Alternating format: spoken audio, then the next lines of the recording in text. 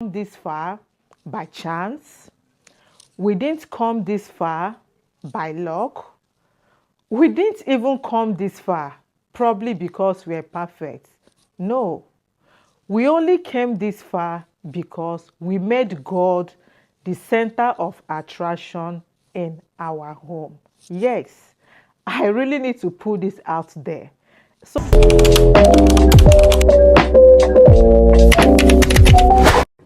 what's up, beautiful people? Welcome to my channel.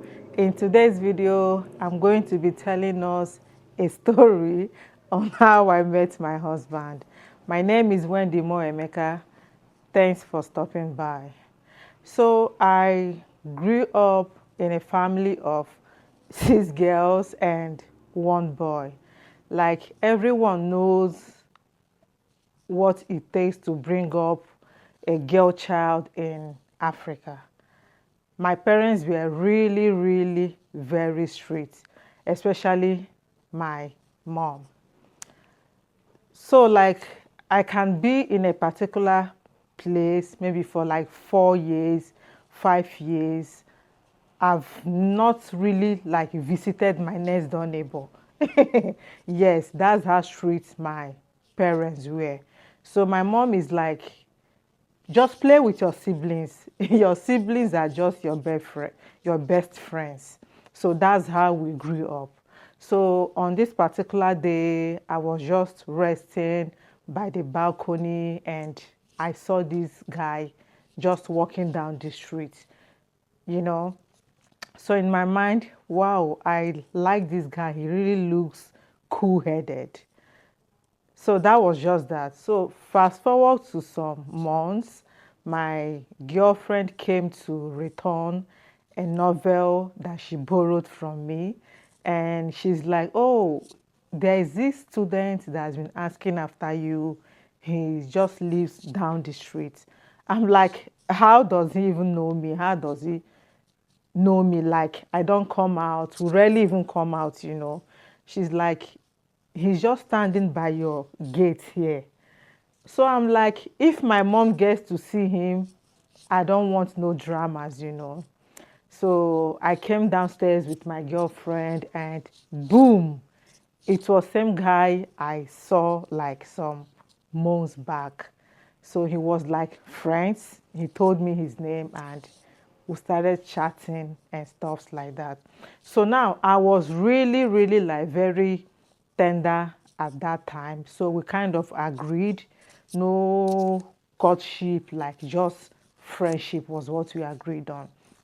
So fast forward to some years, I gained admission into the university away from the state where we were residing at the moment. So it's mostly during the holidays when I come back home, I will get to see this my friend, or maybe during ASU strike, that's when I get to see this my friend. So we were friends like, 6 years, yeah.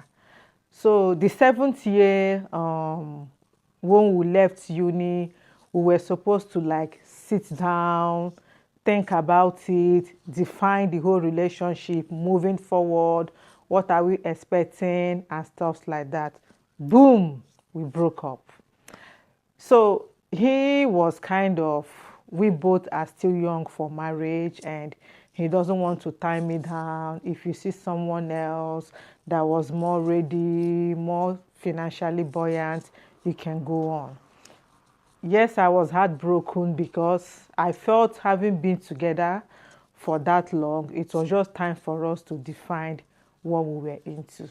So life goes on anyway. So I moved on and yeah, I relocated to the Federal Capital Territory where my twin sister, yes, I have a twin. You guys will get to meet her here someday. Where my twin sister was residing at the moment. So when I moved to Abuja, I met someone, not like I really met someone. I was, you know, heartbroken, shattered. I was like crying on the road. Yes, it was that bad, Yeah, growing up as a child, I used to be very, very emotional. Like, if I'm just walking on the road and maybe I remember, oh, the last fight I had with my boyfriend, like on the road, I would just be crying. In the box, I was that soft and, growing up as a child. And I know my mom was worried about me most times, She's like, life is not always this soft. You need to like be strong most times. So this guy was asking me why was I crying by the roadside? Like, did anyone die? I'm like, he reached to ask now, maybe someone really died. So I kind of explained to him, but of course, I can't really go into details because he was someone I kind of just met. So after some months, like a year or so, this new friend I met became serious that he wanted to marry me. Like, he did so many things for me. My first degree was in microbiology, virology, that's science laboratory technology.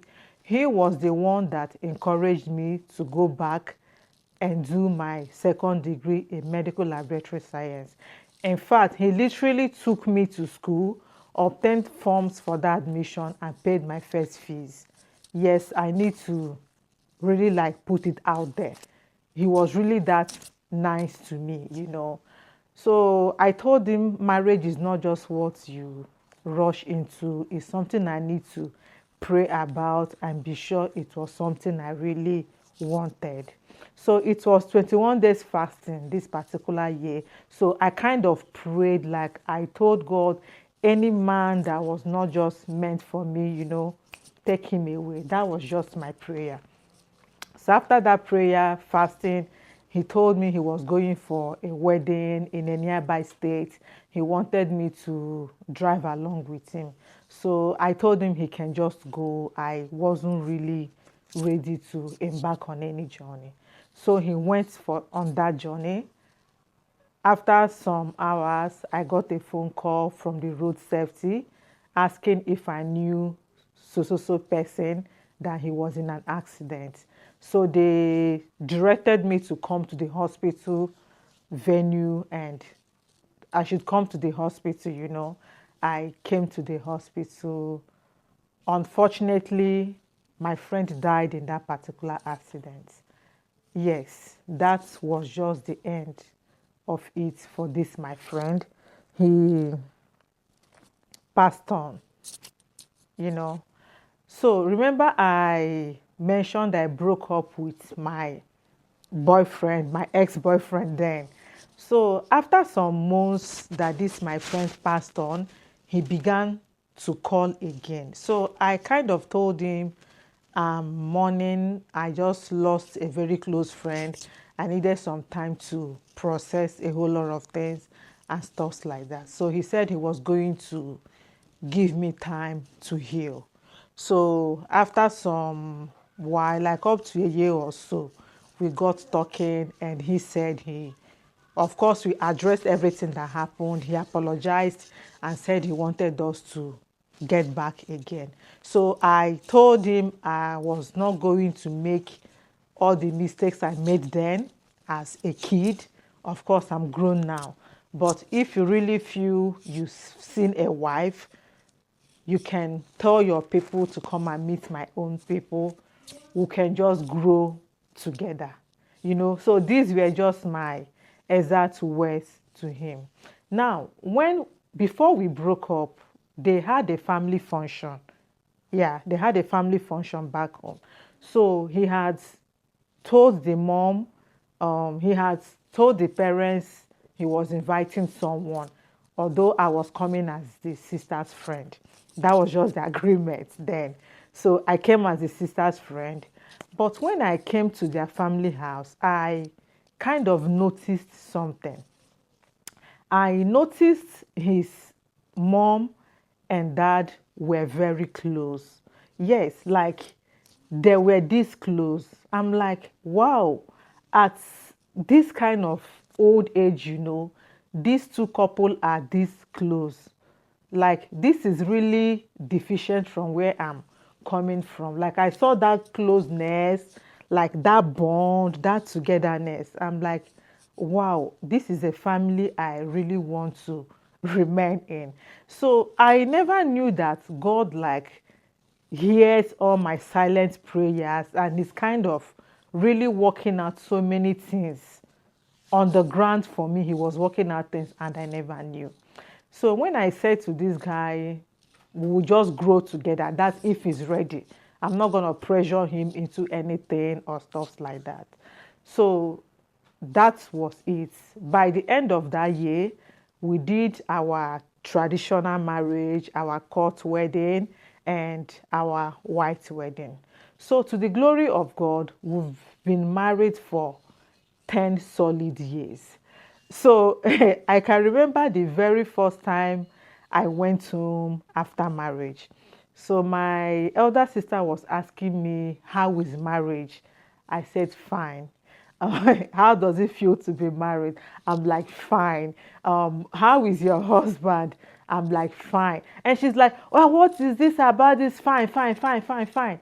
Are you trying to cover up for the guy or what? I'm like, in all sincerity, I'm not covering up for anyone. My husband is really a good man. Like, I will literally be the one even calling out for help if I see maybe he's trying to maltreat me or do anything that is not nice to me.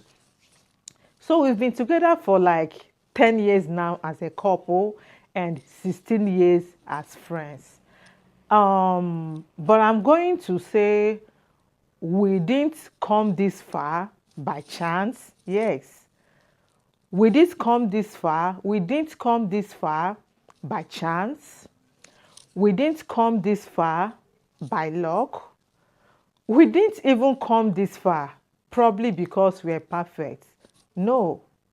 We only came this far because we made God the center of attraction in our home. Yes, I really need to put this out there.